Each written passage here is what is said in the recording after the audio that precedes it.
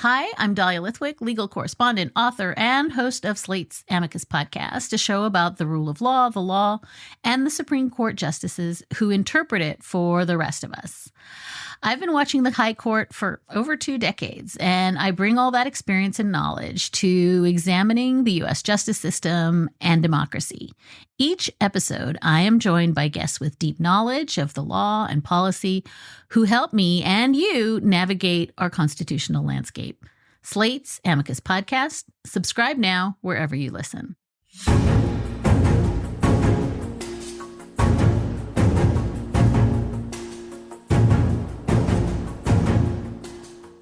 Hello and welcome to Politics War Room with James Carville, and I'm Al Hunt. This week, our guest is expert political strategist Simon Rosenberg, one of the few people who predicted the 2022 good Democratic year. Remember, we love taking your questions, so write in to politicswarroom@gmail.com or send a tweet to @Politicon for next week's show. Now, we'll get to as many as we can, but don't forget to tell us where you're from. And please check out the links to our recent sponsors and our recent episode show notes. We thank you for supporting these sponsors. It helps make this podcast happen. Please tell your friends about us and remind them to subscribe on Apple Podcasts, Spotify, Stitcher, or wherever you get your podcast. James, the word crisis is overused, but there is a real crisis in the state of Israel today. Tom Friedman, one of the foremost American journalists on the subject, says the country faces its greatest internal peril in its 75-year history. Prime Minister Netanyahu, a man with Donald Trump and Richard Nixon traits, is rushing to curtail the judicial authority, the Supreme Court. They've already passed one law doing that. Much of it has to do with him facing criminal charges, which he wants to get rid of. And without proper checks and balances, Israel becomes more like Hungary than the democracy it's been for 75 years. But, the real danger, as I look at it, Netanyahu's right-wing coalition is being opposed by the most important and productive elements of that country, those that have created a remarkable economy and an extraordinary military. 2 indicators, three maybe. The Israeli stock index dropped 3% when the Knesset voted its crackdown on the Supreme Court. There are talk of younger entrepreneurs leaving the country. And while Bibi dismissed the protesters as leftist and anarchist, it included military reservists, thousands of whom say they will not report, and the government is doing great harm to the security of the country. Every living member of Mossad, the intelligence agency, including the current one, opposes what Netanyahu is doing. The current head of the military wanted to meet with Bibi to say this is a mistake. The prime minister refused to see him. The Israeli Medical Association called a 24-hour doctor strike. These are not leftists and anarchists, James. This country is in real trouble right now. Well, I spent a lot of time on the phone this morning with a person who really knows what's going on in Israel, and I can't tell you his name. It's a secret, but his initials are Jim Gerstein. A couple of things to keep in mind here. First of all, the Israelis have no constitution. Right. So this is where you are. They're going to take this to the Supreme Court. And no one knows what the Israeli Supreme Court's going to do, but I assume that they will act in their own interests of power and say that this can't be done. Now, there's a compound this by the fact a big right-wing judicial thing, particularly here in the United States and other places, is tradition matters. It's a big thing in religion. The tradition is, has a lot of gravitas. And Edmund Burke was big on that. It's been very big in conservative thought. Well, the tradition has always been that the Supreme Court could overrule legislation that came out of the Knesset. So what could easily happen is the Supreme Court says this is not kosher. I guess is the word. Maybe I come up with a better word, but that word seems appropriate. And the Knesset says, who are you to tell us? And now you're Paraguay. Then, okay, who's going to decide this? Well, the IDF, the Israeli Defense Force, is likely to be the arbiter of this because there's no Marbury versus Madison here. There's no Article 3 or 1 or whatever it is. And it's disintegrating by the day. A couple of other things to keep in mind. Number one is they never campaigned on this. There was a recent campaign. There was no mention of doing this. It wasn't even exposed to the public. It just came as a result of their version of the Freedom Caucus. And Bibi Netanyahu, for most of his political career, has been a conniving, nationalistic Israeli guy, political survivalist, et cetera, et cetera. He's caught. He doesn't want to do this. He's become Kevin McCarthy. He's totally a bitch to his Freedom Caucus in the Knesset. So there's a lot. We're in the bottom of the first inning here. There's a lot of baseball left in this, and I don't care who you are, you can't say with much confidence where this is going to end up. And the other thing that I'm told reliably is there's a new and good poll out that showed if they had elections now, that the right coalition would get 53 seats in the Knesset. It's 120, you need 61 to govern. I've never seen a poll, I don't know, in this century where the right coalition was under 59 seats. That's a huge shift in Israeli public opinion that's going on right now. So there's a lot here, and a lot of it is below the waterline. Let me just add one caveat about Netanyahu. He doesn't want the disruption it's causing, but he faces criminal charges, James. And what he wants to do is to get this Knesset to pass legislation that basically absolves him of that. I mean, I'm oversimplifying. And there is a danger that all could transpire, and the Israeli Supreme Court would say, no, that is illegal, which it is. So I'm not sure that Netanyahu doesn't have mixed views on this, because the one thing we know about Bibi over the years is he's a little bit like Trump in this sense. His first and foremost interest is self-preservation. But he wants the Knesset to be supreme over the Supreme Court because he has the votes in the Knesset. He doesn't have maybe, we don't know, but it doesn't appear that he would have the votes on the Supreme Court.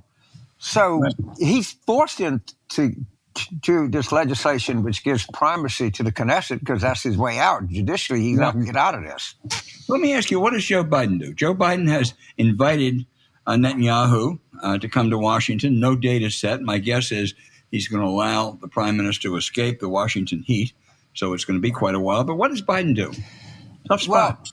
Well, so we have IDF pilots not showing up. We have all of these people in Israel. I think we give them $3 billion a year in aid. 3.8 billion. 3.8. Okay. So since the Camp David Accords are 79? Just call it 80 to be clear. So that would be 40, going on 43 years of aid. So why am I, an American taxpayer, supporting a government that vast swaths of the people in that country, in fact, oppose the government so much they're on strike? And I would tell Prime Minister Netanyahu is that you're in real danger of losing the special relationship with the United States because people are going to be telling me, why are we sending money to these guys? They're anti-democratic. They don't pay attention. They do whatever they want. They expand. But some people believe that these West Bank expansions are immoral. Some will tell you they're ill-advised. Some will say they're even immoral. And so why are we, if I were Biden, I'd say, I don't know how much longer we can continue to support these anti-democratic, aggressive foreign policy measures. We built, by the way, Obama built the Iron Dome for them, right, which protects the hell out of them. And Jimmy Carter started this aid, which has gone on for 43 freaking years.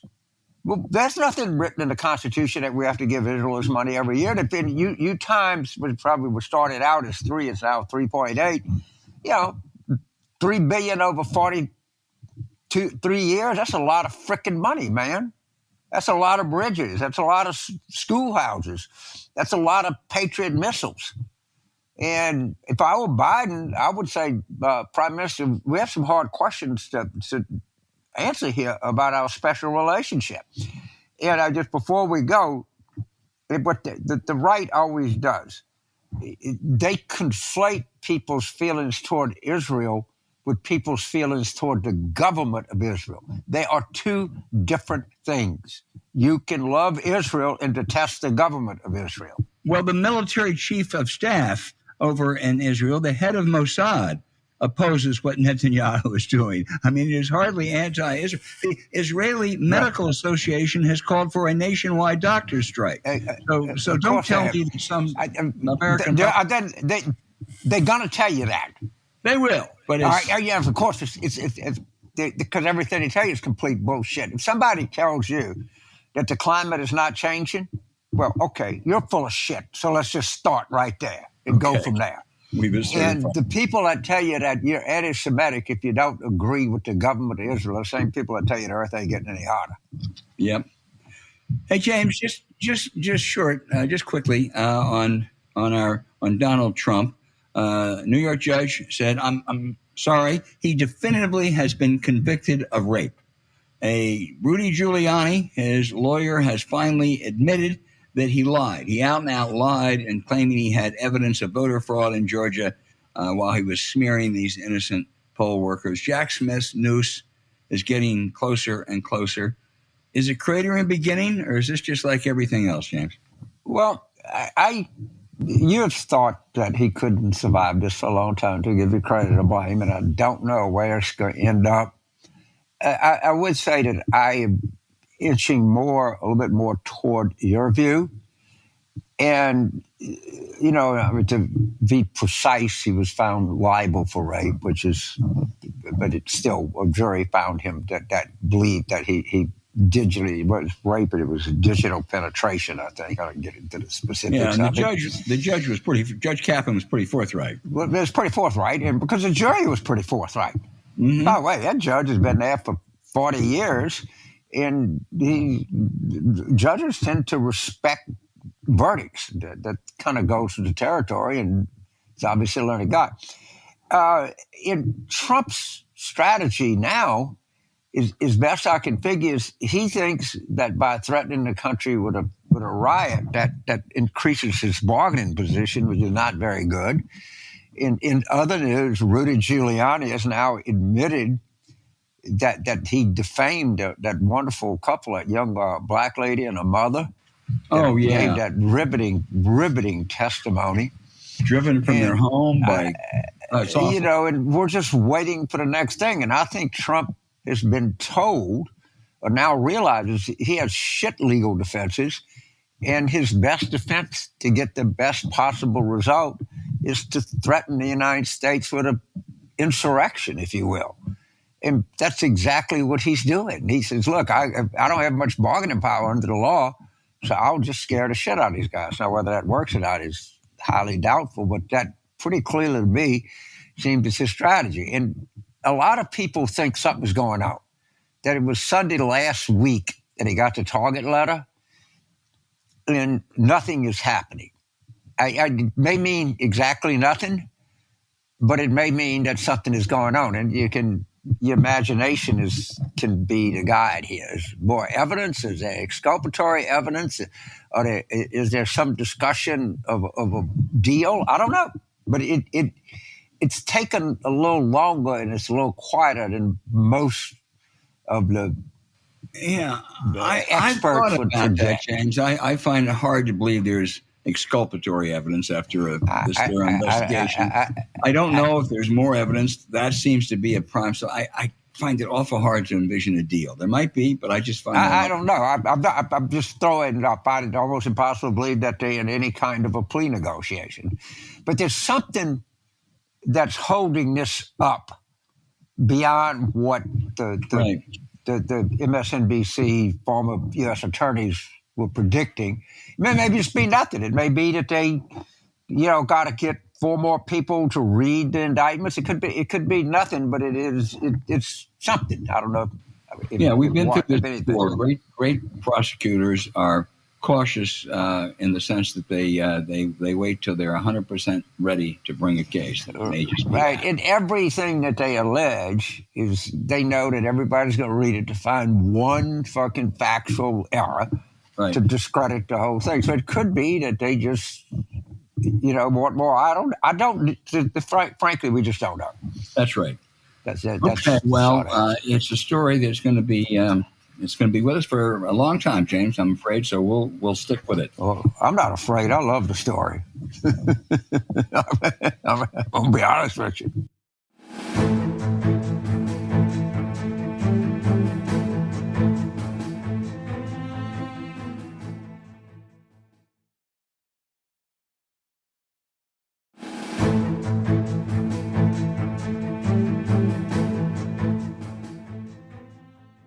James, as you know better than anyone, Simon Rosenberg has been one of the most astute Democratic political analysts for more than 30 years. He was one of the very few who predicted that 2022 was going to be a pretty good Democratic year. Simon, you were prescient about last year, so let's look ahead to next year.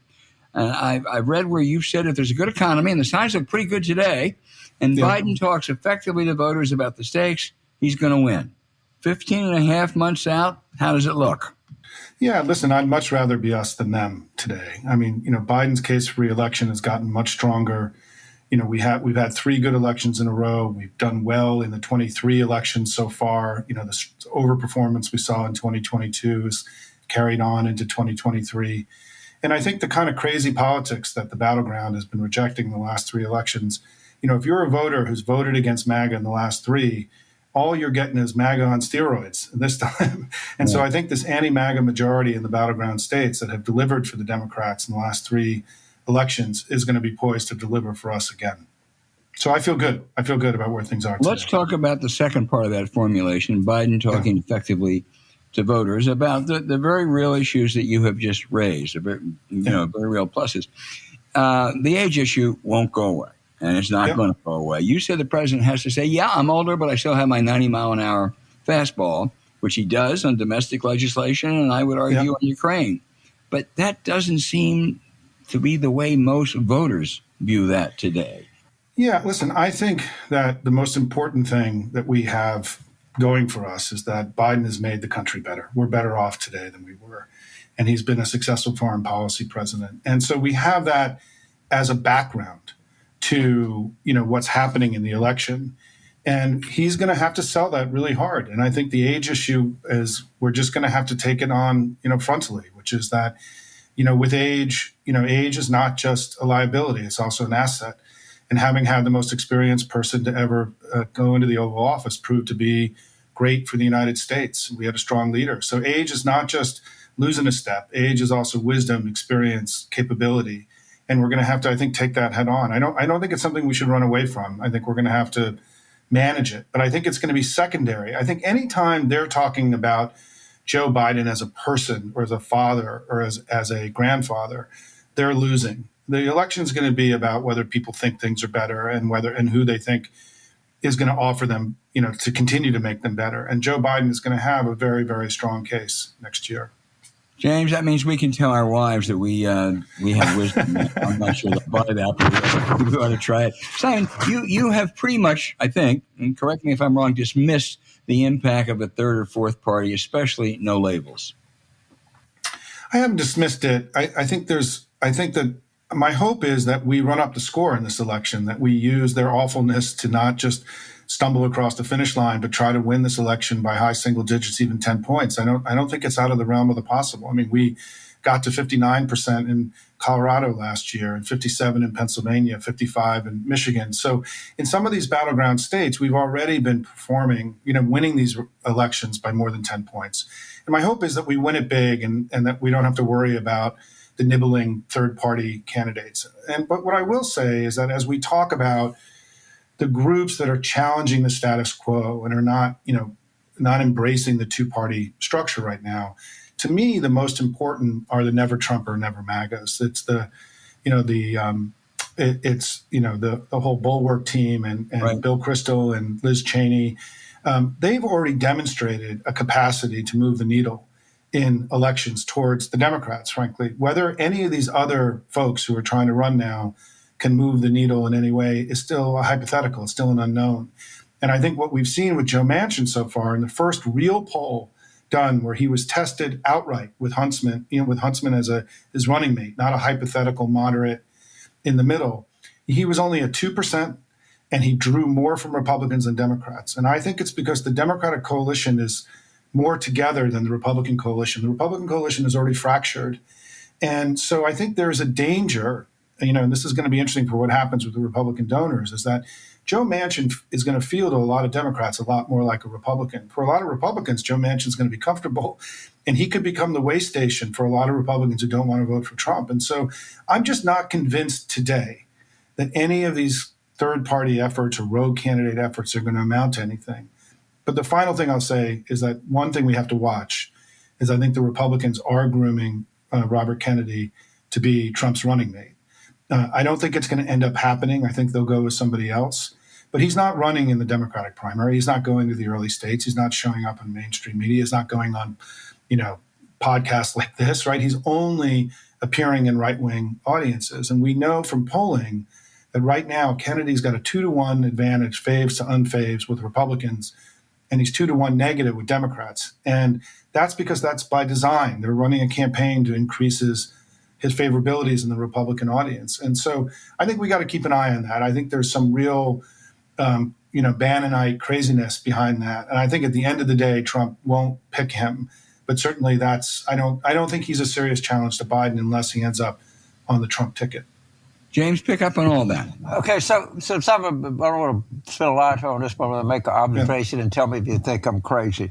In spite of all of the obsession with no labels, Cornel West presents, at the end of the day, as big, if not bigger threat than no labels to the Democrats and Biden. Am I crazy? I call it the Cornel West, Jill Stein party. Right. We have to remember that she's helping Cornel West, and I think for a lot of Democrats, evoking her name will be effective in defining.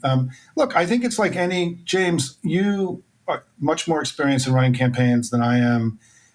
Every campaign, you've got your assets and your liabilities, the stuff that you're happy with, stuff you're worried about. We got to keep an eye on all these candidates. I just think at the end of the day, Joe Biden's going to be able to manage all of this. I think these are manageable problems because I think that what's different now from 2016 and even 2020 is that voters understand the gravity of the election. Our coalition knows that if there's one stumble, we could lose our democracy. It's why we're seeing so much money pouring into our campaigns and so many volunteers. People are highly motivated and understand the stakes of the election. And I think we've just had a recent experience where people threw their vote away on a third-party candidate that ended up getting us Trump. And so I think that there's more ability now to manage kind of a rogue candidacy like Cornel West and Jill Stein's effort. But it's certainly something that we can't ignore, right? But we also can't allow it to obsess what we do. The most important job we all have is to build up Joe Biden's approval rating, to sell him to the public. And we know from polling that people don't know a lot about what he's done. And when they're informed, his numbers go way up. And so from basic comms 101, James, campaigning 101, what campaigns do is they put information in people's heads that they didn't have before. In this case, the information we can put into people's heads are really going to help Joe Biden. They already know how awful Donald Trump is. And so, we've got in the next 6 to 9 months, one kind of overarching job, which is to sell the accomplishments of the Biden administration to the American people. If we can make significant progress on that, I think we're going to have the election that we all want to have next year. So you were a very integral part of, I would say, as well as I, in the 92 Clinton campaign, you worked in the war room. And that was in 1992. We're a little over 30 years out. It's hard to believe, right? James. And I guess it was 2002, Ruy Teixeira, who I think a lot of, and John B. Judah said, well, it's a emerging Democratic majority. Then everybody said, no, that's not true. And politics has just had a long hit. How much has Democratic politics changed in the 32 years since 92 as opposed to the 30 years before it? It was the election of Bill Clinton. Was it a harbinger of big things to happen? It was just one of these events and we just reverted to the same kind of shirts and skins. Well, you remember, James, that one of the goals of that campaign was to make the Democrats competitive at the presidential level again. People forget that in the 6 previous elections, Republicans had won 5 times and had won in some of those elections, the Reagan elections, by huge margins, and that we were struggling to be competitive. I mean, from 1968 to 1992, we only won 1 time, and that was 50.1% after Watergate, right? I mean, we were barely competitive. And so Clinton, running as a new Democrat, tried to make us competitive at the national level again. And since that election, since, we've won more votes in 7 out of 8 presidential elections. No American political party has done that before.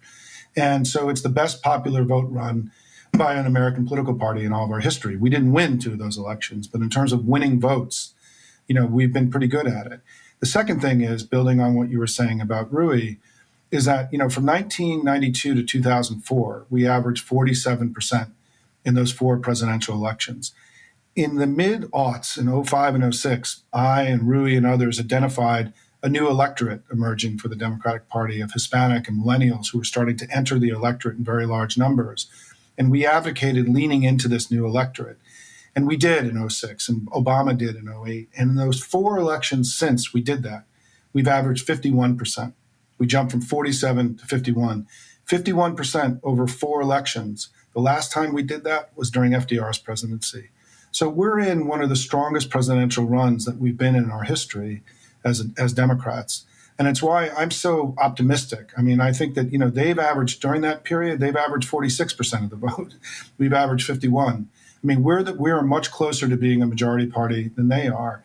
And I think now what I'm advocating is that we need to think about, we jumped 4 points once before by identifying, doing strategic research about a changing coalition and growing our coalition. I think we can do it again and get up to 55 in this election. And that's what I'm advocating, that we need to be looking at this election as an expansion election, expanding our coalition and growing. And we saw it happen in Jacksonville. We saw it happen in Colorado Springs, where we took away Republican real estate that had been long-time Republican real estate.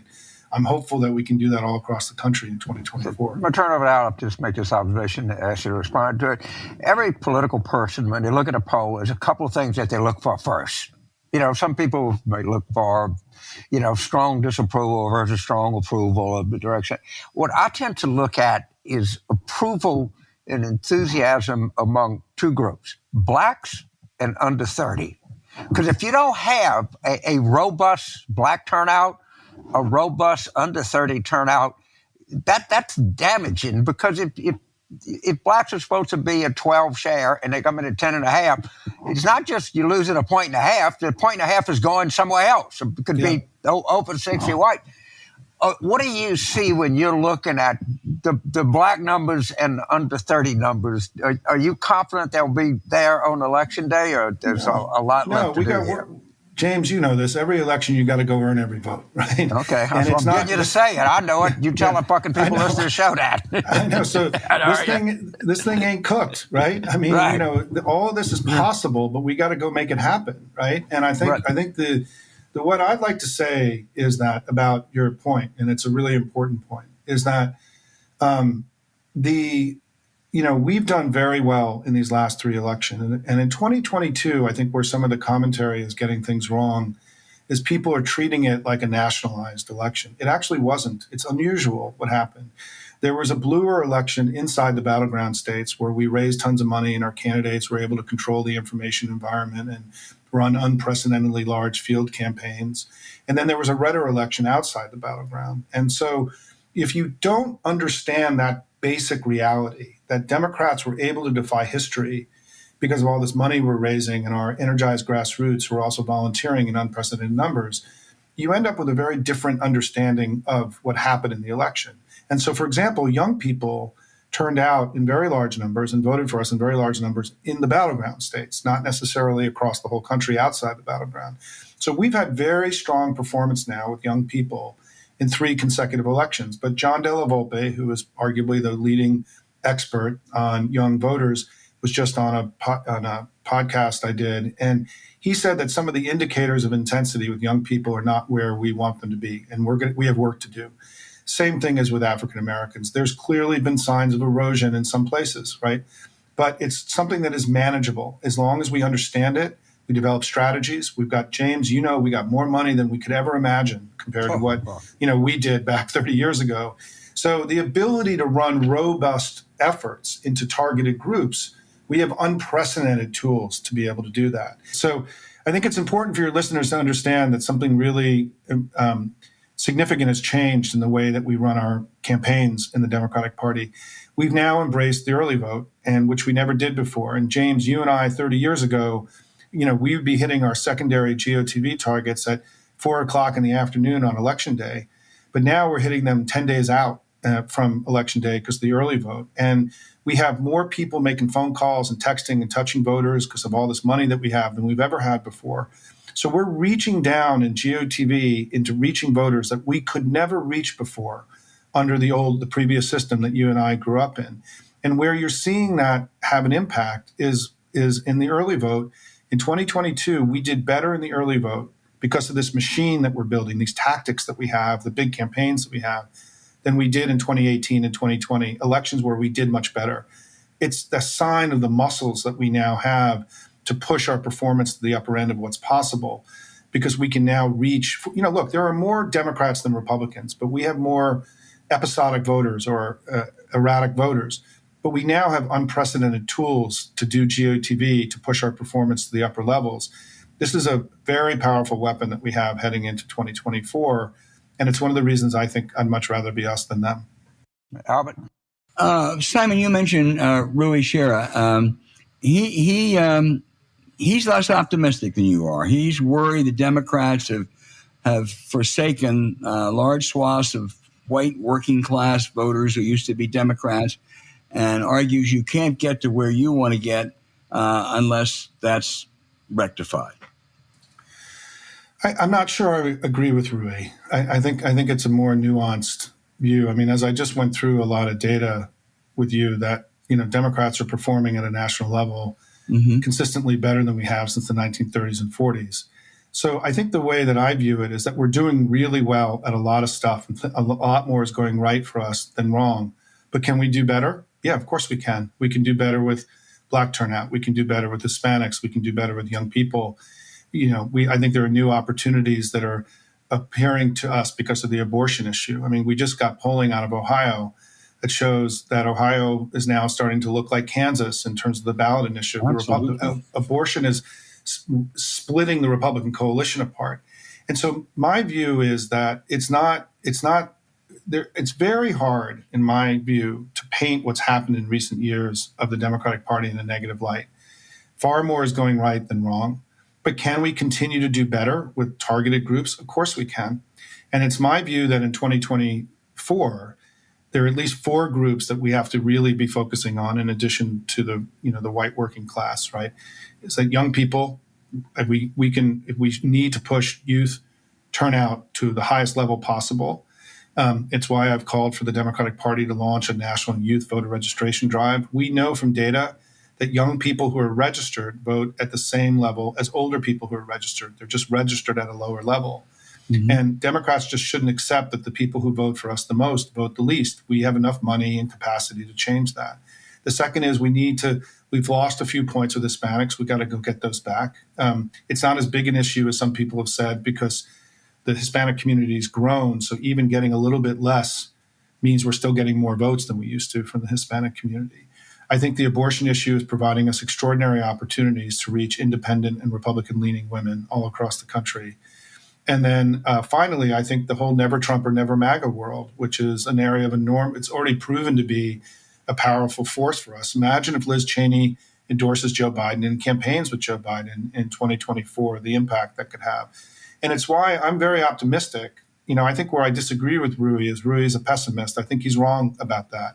I think that the idea that we should be, as James said in the very beginning, that we should be challenging ourselves to make sure that we're doing the best we can with all of the elements of our coalition and expanding that coalition. I 100% agree with that. Mm-hmm. But I think Rui is selling the Democratic Party's accomplishments a little bit short in recent elections. Let me ask you, though, about one potential trouble spot, and that's the Senate map in 2024. Yeah. It really is the worst map in a long time. Yeah. What are the odds of retaining the Senate? Obviously, Simon, if you win by 10 points, you're going to retain the Senate. And if you only win by a point or two or lose, you're not going to retain the Senate. But just assuming it's a 2020 type outcome, how do you see the Senate? Yeah, look, I think the way I see it is that I think it's likely we win the presidency and win the House, and the Senate is up for grabs. I mean, I think to be fair, James, I know you talked to JB Persh a lot. I talked to JB on Friday. He's my oldest friend in politics. We've been good buddies since 1987. It's hard to believe. And he said that he thinks that Tester and Sherrod Brown are holding and that they feel good about both those races. West Virginia is going to be tough. And so, we start at 50, and it's not clear that we really have a pickup opportunity. We'll see what happens in Florida and Texas. There's a remote possibility that one of those could get competitive.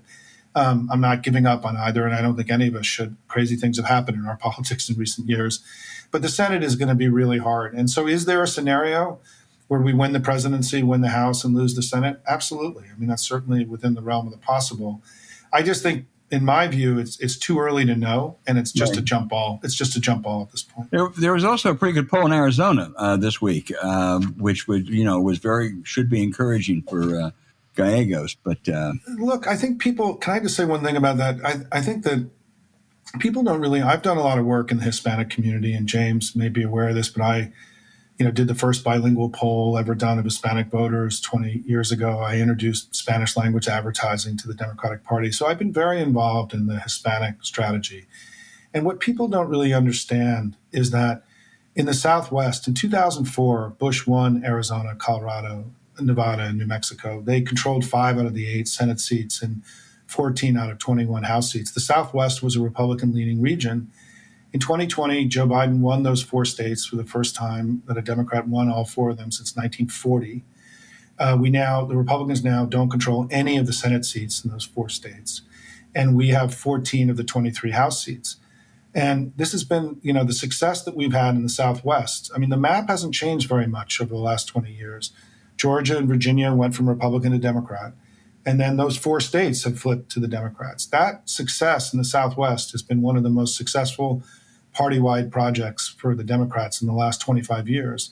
And the reason why is that, if you get a little bit less of a bigger pie, you still get more pie, right? And I'll give you what people don't understand about the Hispanic vote is that in 2004, our net margin with Hispanics was 700,000 Hispanic votes for Democrats. In 2020, it was somewhere between 4.5 and 5 million, right? Because the population's grown so much and we've maintained our margins. That same dynamic is played out in the Southwest. I'm very bullish on our opportunities in the Southwest. And both Trump and DeSantis, if you look at their numbers of Hispanics, they're god-awful. And so I think, I feel good about what's happened out there. Our success in Arizona, we've had the last 2 elections have been the best 2 elections we've had in Arizona since the 1940s and 50s. And so, lots of reason to be optimistic about that region of the country for us.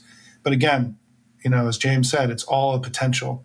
If we don't do the work, if we don't have good candidates, we don't raise the money, it can all evaporate on us. We've all been on that side of the equation. Let me ask you one more before we turning over to James. Talk a little bit about the Democratic bench, both those AAA players who are ready for the majors, but also some of the newcomers, some of the freshmen. Yeah, James and I really agree on this. I mean, James and I chatted last week, and I really appreciated his perspective on this. I think the next generation of Democrats is the strongest group that we've ever seen in my lifetime in politics. I mean, whoever your list is, Kamala Harris and Gavin Newsom and Jared Polis and Governor Shapiro in Pennsylvania, make whatever your list is of those people, the depth and capacity and talent of what's coming in the Democratic Party should excite all of us. I mean, the way I like to describe this is that, the generational wheel is turning in the Democratic Party. We're moving from the party of the Clintons and Biden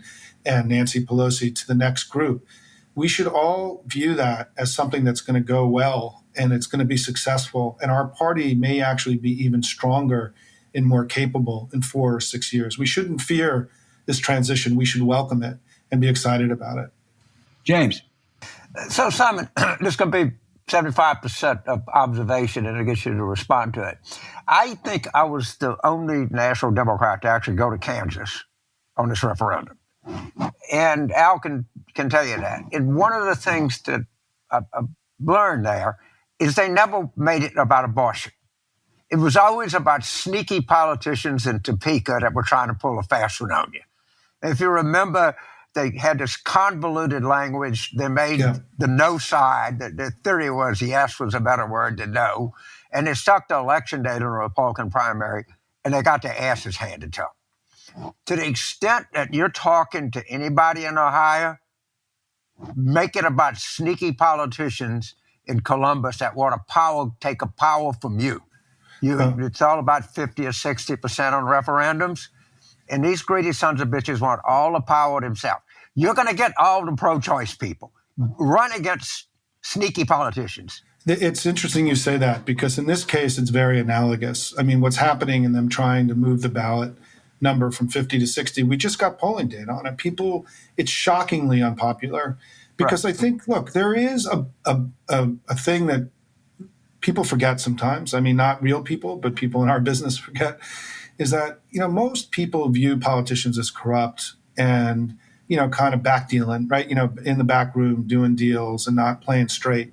And one of the reasons we did so well in Wisconsin, for example, in that state Supreme Court race, was for this exact reason, which is there was a sense that they were, the bowl was being passed around the table and some people were taking two helpings, right? And taking too much. And, and that's what happened in Kansas, is also what happened in it's actually literally what's happening in Ohio, is that this special election is about them playing games. This is part of MAGA's brand now. I mean, this is why MAGA is, I think, in deep doo-doo, is that part of what is going on with MAGA is that there's some basic sense that people they've gone too far. It's too much. They're pushing the envelope in so many different ways. But the abortion issue, particularly for young people, when you talk about motivating young people, I mean, this is a transformative event in the life of people of childbearing age. If you live in one of these states, this is serious stuff. I mean, it's now, if you live in Texas or Florida, it's more likely, if you're a couple who are having kids, it's more likely your wife's going to die now because of the Republicans. This is the kind of issue, James, that could keep them away from this generation for a long time. Let me give you a stat about young people, because I know you think about it a lot. In the Civics Daily Track, I just checked this morning, among 18 to 34-year-olds, Republicans are 18 favorable, 73 unfave, minus 55. That means that somewhere between 65 and 70% of 18 to 34-year-olds, the Republican Party is not even an option for them. I mean, those are devastating numbers, James. And so, I think part of it is climate change, guns, abortion, economic growth, COVID, all this stuff. If you're a young person, the Republican Party has looked like an incredible mess. The Democrats are closer to your values. And so abortion now has become part of that story. It's been part of that equation. We're seeing, by the way, similar things in Florida. We're trying to get signatures for a ballot initiative in Florida to roll back the 6-week abortion ban that DeSantis put into place. It's overwhelmingly popular in Florida. And so I think Republicans have, I think the Dobbs decision, it wasn't just Dobbs. It was them, pushing abortion extremism, going past the 15 weeks, going to 6 weeks, going to 9 weeks, going after contraception. They went too far. And I think they've done enormous damage to their brand with both women and also with young people in ways that could be meaningful for our politics for a long time to come. So I'm just going to make one observation. As you're going through your work, as you do every day, pay attention to Florida and particularly pay attention to the insurance issue. This is an enormous freaking issue. It's enormous in Louisiana. It's enormous in South Mississippi, where I live. I mean, they're literally pricing people out of their houses. And this is an enormous issue in Florida. It has not received nearly enough attention it deserves. And it's a terrible issue for them because they control the governor, they control the House, they control the Senate, and they control the office of the insurance commissioner. And they passed bad legislation. Yeah, they passed bad legislation. And they made the crisis worse. They passed legislation they claimed that was going to make it better, and it made it worse. Yeah, no. Look, I am very bullish on Florida. I think DeSantis and the legislative session, he went too far. He went too far on immigration. He went too far on abortion. He's, scaring businesses out of the state, attacking businesses. He's, this issue, the insurance issue. He's I think we're going to be able to run against DeSantis' Florida next year across the whole country. You want to know what Republican government brings to the United States? Let's go look at the mess DeSantis has made in Florida. Do you know that inflation's higher in Florida today than any state in the country? Ron DeSantis is attacking Biden for inflation. It's higher in Florida than any state in America. It's going in the wrong direction in Florida. So I think you're right, James, that Florida was a competitive state just as recently as 2018. We won it in 2012. I think DeSantis may be giving us material to put Florida back in play in 2024, which is why I think this abortion ballot initiative is going to be very important, because it's already got Republican support. The leading group that's running it is bipartisan. Donna Shalala is one of the leaders of this effort, James, an old friend of yours. And I'm very optimistic that we have tools there to make Florida competitive again in the coming years. Whether we have enough money, whether we can spread the map, we'll see. But I don't, I'm with you, James. We got to keep an eye on Florida. Well, Simon, I hope you get it on the ballot, because Florida has not been as aggressive as some other states in getting referendums. And it seems to me there's a number of them which would be very helpful for Democrats, including abortion. The barrier to get on the ballot there is really hard. I mean, It's super expensive. It's very difficult. They don't, basically the system is very biased against ballot initiatives. This one's going to make it, and it will qualify. What's going to be interesting to watch is whether or not the state legislature next year somehow does something to invalidate it, because it will qualify by the end of this year. That's what they did with remember the felons. The Right. voters overwhelmingly approved it, and then they sandbagged it. Yeah, and so we'll see. But I think the team that's running this thing is very sharp. I'm very optimistic about. I think they're doing a really good job, and I think this is the ability. Look, 6 weeks. DeSantis. Think about this, guys. Right? DeSantis passed 15-week abortion ban in Florida. We know that that's something that is acceptable to many voters around the country. DeSantis chooses to push it to 6 weeks, which essentially is a full ban, right? And it was such a catastrophic mistake for him. It was of all the many mistakes that DeSantis has made, and he's made a lot of them in the last year, what he's done on abortion is among the biggest ones, and it could really cost the Republicans in the election next year. James, anything else? Well, just the person that funded these referendums on felons and maybe even the minimum wage is a very close friend of mine named John Morgan. He's probably the most influential Democrat in Florida. Most people haven't heard about him. Yeah. So if you want to try that, I'm going to text John and say, why don't you fund it? They need some money. I mean, they're raising money, but the ballot process is very expensive, and they're it's a bummer that we're having to spend so much money on the ballot just collecting signatures. But they could use a little dough, James. Yeah, so do reach out to him. Nikki Fried is a friend of mine, but I think she's a step in the right direction for the state party. I think she's, she didn't have much to start with, but wherever we are, I think we're a little better than when we started. Well, we're better when we started, Simon, because you have enlightened us. We cannot tell you how much we appreciate having you on. And I hope you'll come back again a couple times in the next 15 months. Whenever James Carville calls, I come running. So whenever you guys need me, too kind. Happy to come. Thanks, everybody. Thank you.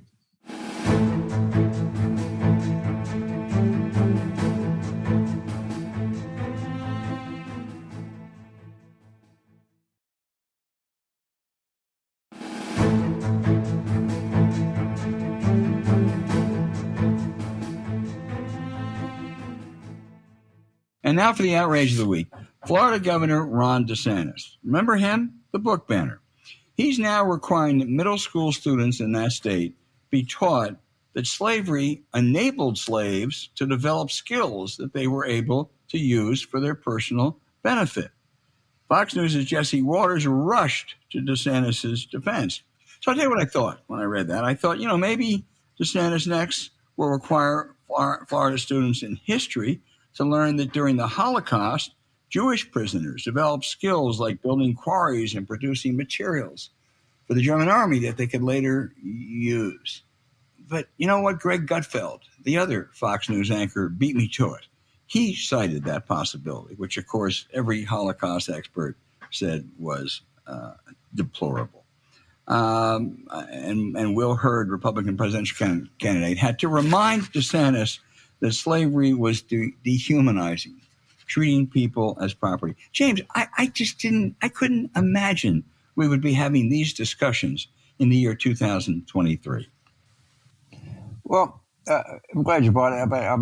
Hopefully we get him next week. I know he wants to do it, but we're going to get the great former chairman of the history department at Princeton, the great Sean Valence, to have a whole show about how throughout history has been politicized.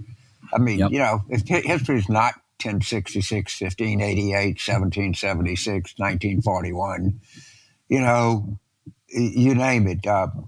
And it's always been the subject of politicization. Now, the defense is, well, it's true that some slaves picked up skills that they were able to transfer when they became free. I assume that's true. I mean, somebody learned blacksmith and was free and maybe opened a blacksmith shop.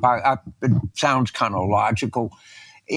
One of the things I realize that I tend to forget is the chief agricultural crop in the Carolinas in colonial times and early American history was rice. Now, rice was not grown. It was grown in Africa. The slaves bought the expertise to grow the chief crop in North Carolina and South Carolina. Now, you might have had,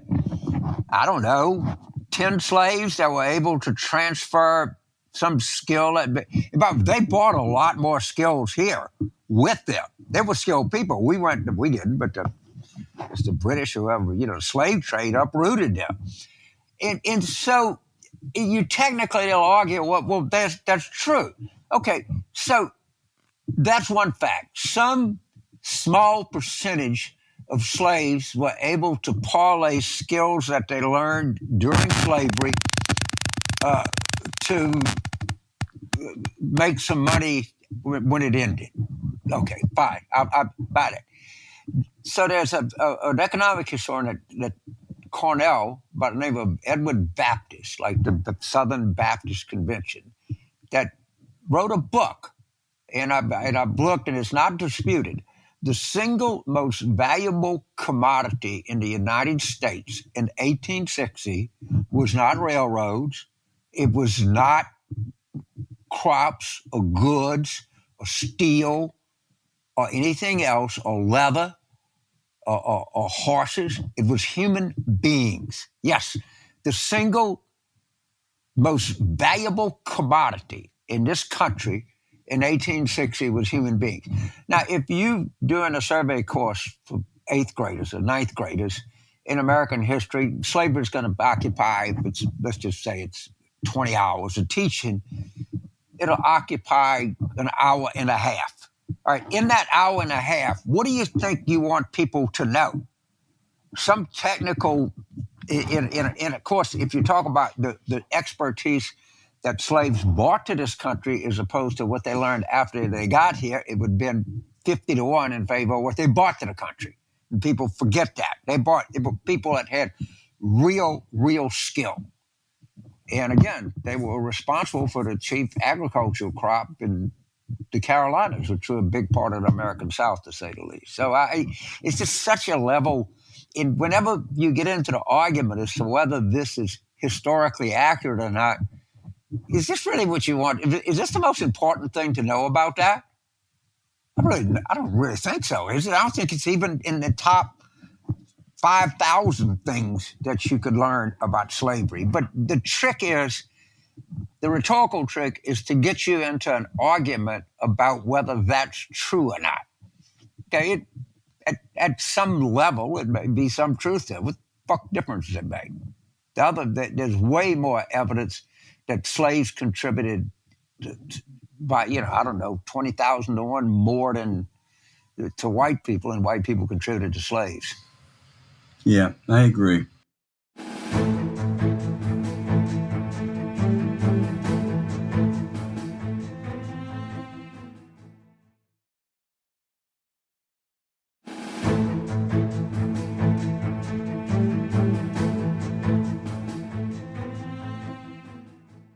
Now our Screw the Voter segment. Andrew Jackson once said, Chief Justice Marshall has made his decision. Let's see him enforce it. Now, I have a rather low regard for the current High Court, which has been thoroughly politicized, both in how several Republican judges got there and in general partisan decisions. But I think we need to respect and obey court decisions even when we dislike them. When they make bad ones, which they often do these days, you see if there's a legal workaround or possible setting legislation. But you don't ignore or disobey Supreme Court decisions unless you're an Alabama Republican. The High Court, in a surprise vote earlier this year, ruled against a blatantly political and racially gerrymandered congressional map. Alabama has a 27% black population, but blacks hold only one of the 7 congressional seats. The Supreme Court mandated a new fair map be drawn. Alabama Republicans, channeling their inner Andrew Jackson, said, "Screw you, John Roberts," and drew a new map, hardly changed from the old one, and it virtually guarantees the election of a white representative. The question now, will the Republican Supreme Court stand up and force these Alabama yahoos to follow the law? And by the way, James, a Brennan Center study found that since the Supreme Court, in a really bad decision, gutted a provision of the Voting Rights Act a decade ago, the percentage of the black vote in Alabama has steadily declined. So I'll make a short comment about that. It's Andrew Jackson is a very controversial person in history, terrible on Native Americans, terrible on slavery, but was good on banks and stuff like this. He said one thing that I think inches him into positive territory, but not by much, but does. He had the same attitude about John C. Calhoun as those January 6th people had about Mike Pence. He wanted to hang Calhoun. So anybody in American politics that wanted to hang John C. Calhoun can't be all bad. Okay. Well, Hickory will give you that one, okay? Thank him. But I'll tell you, I just want, I hope that 5-member majority in the Supreme Court has the guts to stick it to Alabama. Don't let them get away with this stuff. Well, it's a slap in Roberts and Kavanaugh's face. It sure is. I don't know how they cannot do that. Yeah, and I assume you can get it to them quickly. I hope they get to it as quickly as they want. Yeah, well, fucking Supreme Court. Yeah. No, but it's not like you snap your fingers and it'll get to them. I just hope it gets to them. 5 of them want it, they can get it. Yeah. Well, you got to go anyway. We'll talk about that some of the time.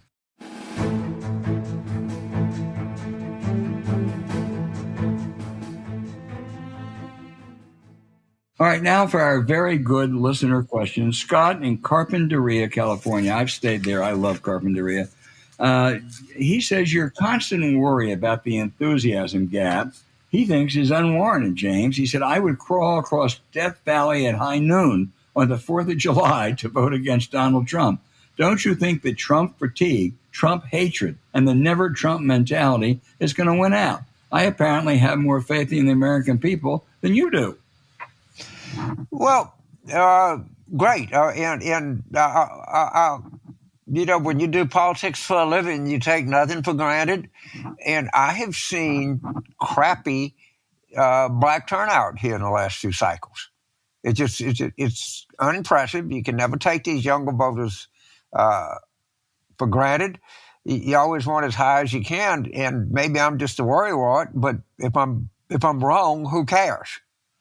But if I'm right and we pay attention to this and get it, then we'll be victorious. But I understand you're a highly motivated guy, but, some 19-year-old hourly wage worker in a fast food restaurant may not be as enthusiastic as you are, and we need that person, she or him, as bad as we need people like yourself. So I appreciate it. I like your confidence, but I'm going to still continue to worry.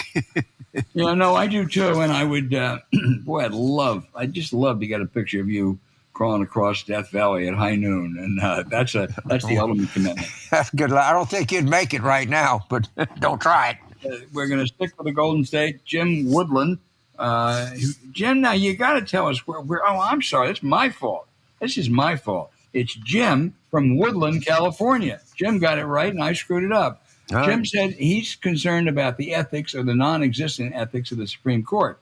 And he said, I know having Congress address this problem by the court opens up all kinds of constitutional questions, balance of power. would it be possible to go after the source of the graft? Jim, I'll tell you how it's going to happen. It's not going to happen legislatively. We can't get anything through. It's going to happen from good reporters. That's what's happened already.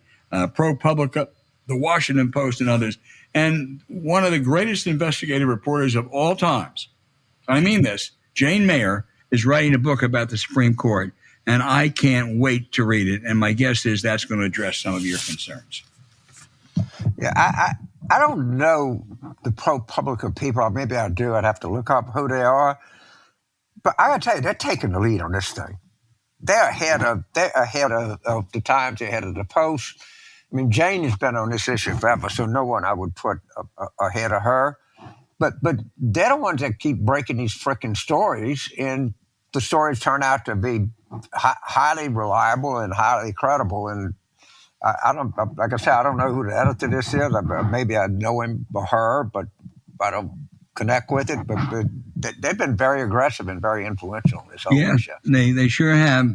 Keep an eye on Jane Mayer. Craig in Florida says, Craig, I'd love to know where in Florida you're from.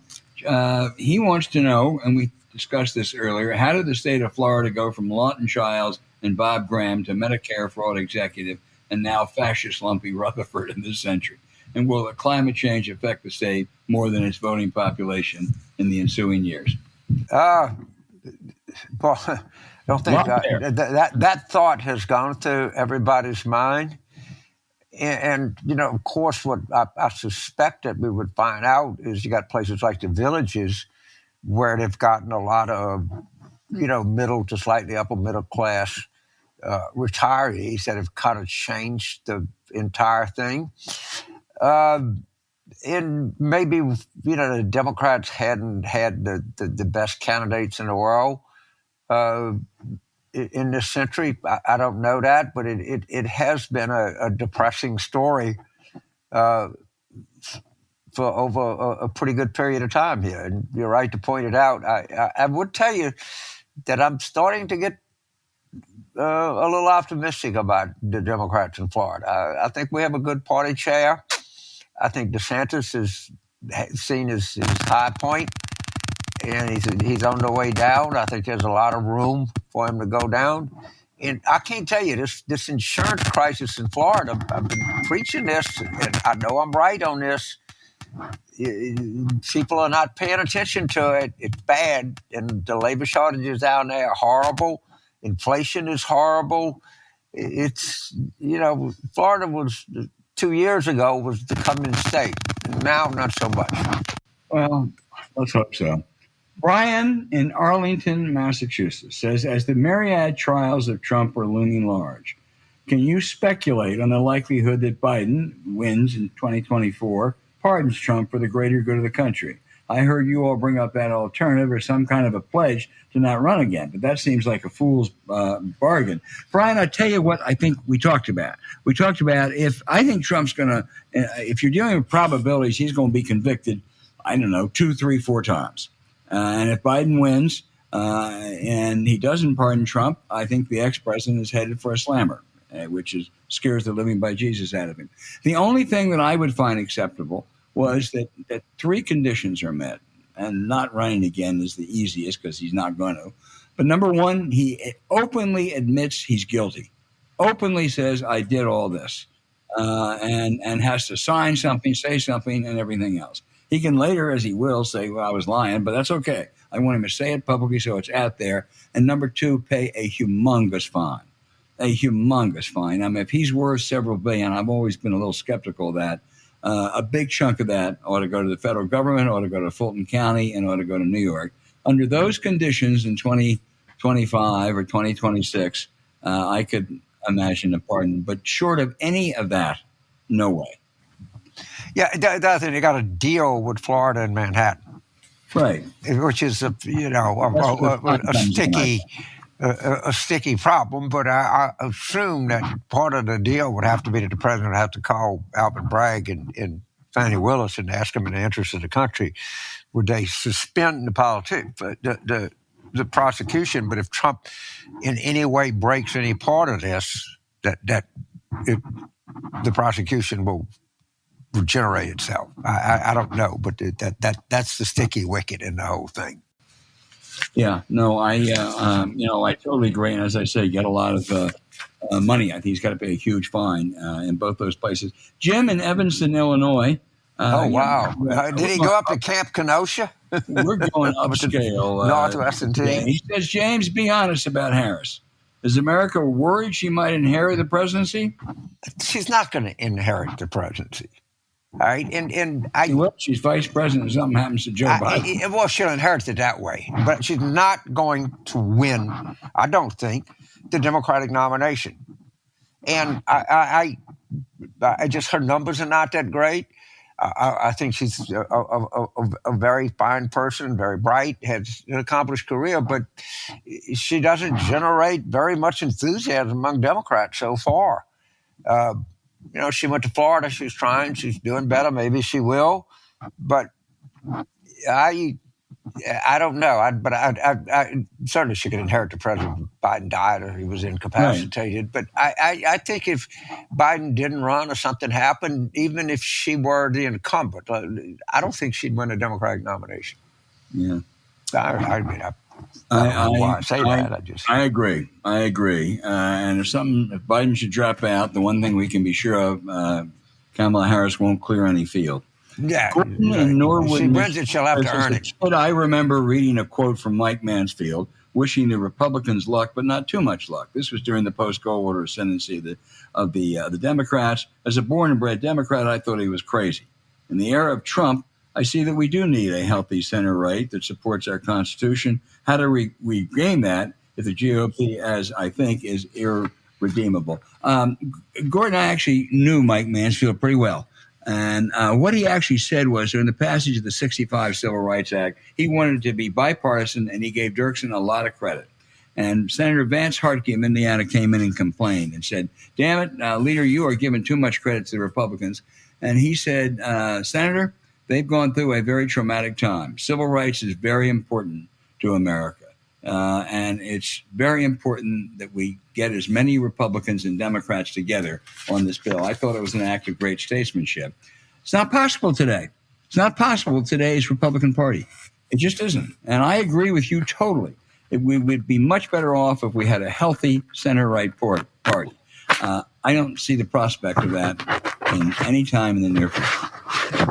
And so I'm going to go kick back to you, because I think Senator Mansfield is a man deserving of a little more commentary.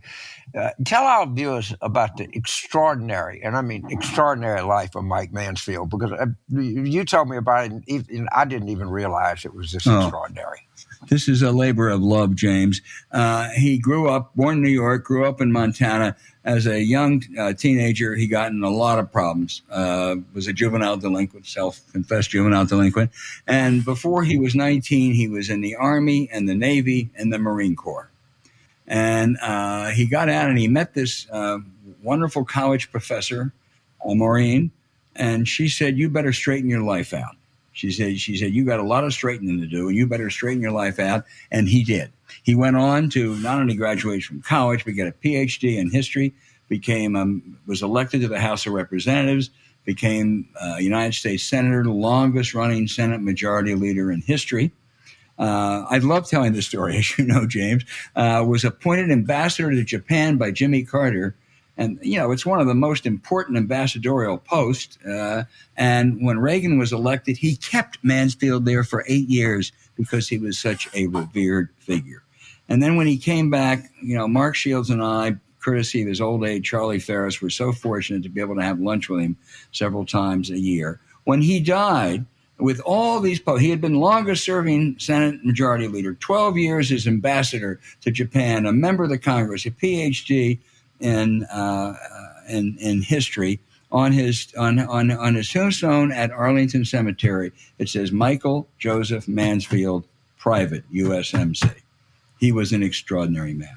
Yeah, just to add a little bit, his PhD was in, I think, Far Eastern Studies. It was like in Asian Studies.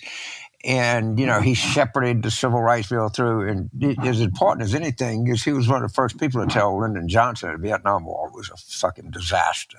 Yeah. Which you get a lot of credit for calling that one right. But what a great question. I know that how intently you feel about Senator Mansfield. And since I knew he was a great man, I didn't realize that, one of the greatest non-president figures of the entire 20th century. Yeah, he sure was. Back in those days, when they go and meet the press, they would have Hubert Humphrey on one week. And it was probably a 22-minute show then. And you probably got, if you're lucky, about 4 or 5 questions in, because Hubert tended to be loquacious.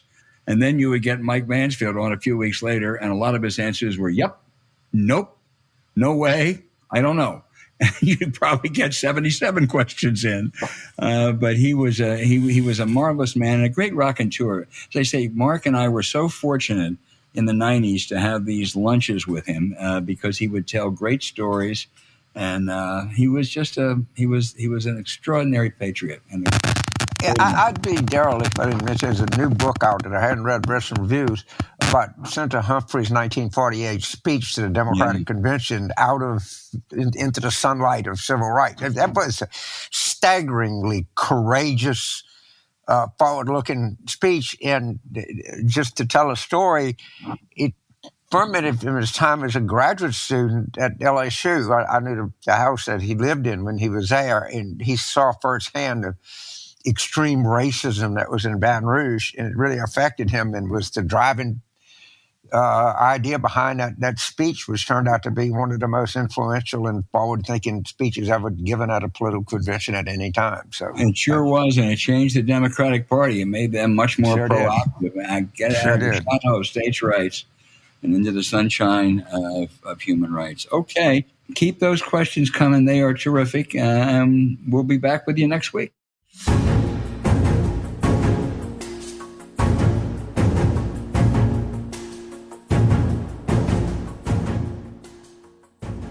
Hey, thanks for listening to Politics War Room with James Carville, and I'm Al Hunt. Now, don't forget to send your questions for us by email to politicswarroom@gmail.com or tweet them for next week's show at Politicon. Following this episode, we'd really appreciate it if you check out the links to our recent sponsors in the recent episode show notes. We deeply thank you for supporting them, because when you do, you help make this podcast happen. To keep up with us, subscribe to Politics War Room on Apple Podcasts, Spotify, Stitcher, or wherever you listen.